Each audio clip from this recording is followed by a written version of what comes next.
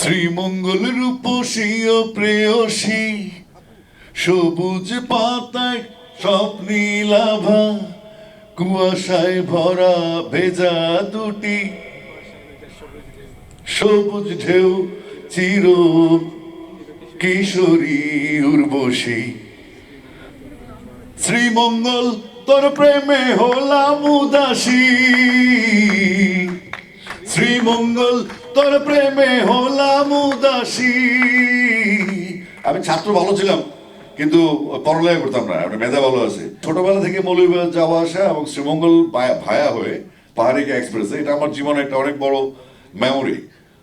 তো আমি শ্রীমঙ্গলকে নিয়ে গানটা প্রথম ভাবলাম যে আসলে এটা মানে রাজা কাশেফ খুব মিউজিক পাগল মানুষ, সে যে কোনো কিছু নিয়ে মিউজিক করতে চায়। কিন্তু আমি যখন ভাবলাম যে শ্রীমঙ্গল নিয়ে গান হবে, ওখানে শ্রীমঙ্গলের পাশে কমলগঞ্জ, জুড়ি, বড়লেখা, তারপরে কুলাউড়া, প্রত্যেকটা উপজেলা বা ওদের সমস্যা সংস্কৃতি হচ্ছে চা বাগান কেন্দ্রিক, এবং সেখানে নৃগোষ্ঠী যারা আছেন, খাসিয়াপুঞ্জি আছে, ত্রিপুরা আছে, আর অনেক কিছু হয়তো আছে আমি জানি না, কিন্তু সেখানকার নৈসর্গিক যে প্রাকৃতিক যে সৌন্দর্য, আমার মনে হয়েছে শ্রীমঙ্গল গানটির মধ্যে জনাব কায়েস আজিজ তার লেখার মধ্যে অনেক কিছু ছিল। এটা উনি পারলে একটা এনসাইক্লোপিডিয়া ব্রিটানিকে রচনা করতেন, এত বড় কবিতা এটা। তো পরবর্তীতে আমি ভাবলাম যে এই গানটাকে আসলে আমরা কি করতে পারি, এই গানটা সুর হওয়ার পরে এটা একটা ব্র্যান্ডিং হতে পারে। কেন আমাদের দেশে আসলে সরকার সব কাজ করবে, সেজন্য আমাদের বসে থাকার কোনো অবকাশ নাই। আমি বিশ্বাস করি আমরা যদি আমাদের যার যার এলাকা ব্র্যান্ডিং করি, যেমন এই গানটা শুটিং হয়েছে শ্রীমঙ্গল এবং কমলগঞ্জে। তো কমলগঞ্জের মানুষজন, আমি পোস্ট দিলাম, বললো ভাই শুটিং করলেন কমলগঞ্জের টি গার্ডেনে, নাম গেল শ্রীমঙ্গলের, আমরা কিন্তু প্রতিবাদ করব। আমি বললাম যদি হিমালয় হয়ে দুঃখ আসে, আপনি হিমালয়ের উপরে গিয়ে শুটিং করবেন? চা বাগানে তো নাম লেখা যায় না, এই চা বাগান পঞ্চগড়েও আছে, তাই না? তো আমরা যদি টুরিস্ট প্লেসগুলি আছে, এর মধ্যে শ্রীমঙ্গল অন্যতম। আমি নিজেও শ্রীমঙ্গল বহুবার গিয়েছি, আবারও যাব, পছন্দের জায়গা। তো এটা যখন কথাটা লেখা হয়, কথার উপর সুরারোপ করেছেন রাজা কাশেফ এবং কম্পোজিশন তিনি করেছেন বিশ্বের অনেক ভালো ভালো মিউজিশিয়ান, লন্ডন থেকে ট্র্যাকগুলি বাজিয়েছেন, তাদের বাজনা নিঃশব্দ শুনেছেন কম্পোজিশনটা।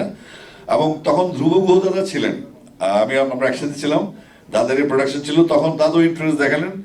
আমি বললাম যে এই গানটা আমাকে শ্রীমঙ্গলকে শুটিং করতে হবে।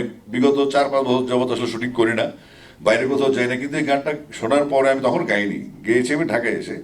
তো পরবর্তীতে ভাবলাম যে এই গানটা শুট করতে হবে শ্রীমঙ্গলে, এবং এটা শ্রীমঙ্গল না, শুধু মৌলভীবাজার জেলা সহ গ্রেটার সিলেটকে রিপ্রেজেন্ট করা বাংলাদেশ একটা চমৎকার একটা গান হতে পারে। আমরা যদি আমাদের বেসরকারি অ্যাঙ্গেল থেকে কাজ শুরু করি, সরকার যদি ডেফিনেটলি পজিটিভ কিছু ভাইব পায়, তাহলে নিঃসন্দেহে যে টুরিস্ট প্লেসগুলি বাংলাদেশে বিভিন্ন জেলায় আছে, একটা উপজেলা হতে পারে, একটা এলাকা হতে পারে, একটা পাহাড় হতে পারে, একটা জঙ্গল বন হতে, সুন্দরবন হতে পারে। তো আমরা যদি আমাদের ট্যুরিজমকে ডেভেলপ করার জন্য আমাদের স্পেশালি শ্রীমঙ্গলকে কেন্দ্র করে যে আমাদের সিলেটি প্রবাসী মানুষজন আছে, আমরা সিলেট বলতে কিন্তু যেটা বলছি সিলেটি মানুষ, সিলেট অনেক বড় একটা 4টা জেলা নিয়ে একটা বিভাগ, এবং সিলেটি মানুষদের সম্পর্ক অনেক ভালো।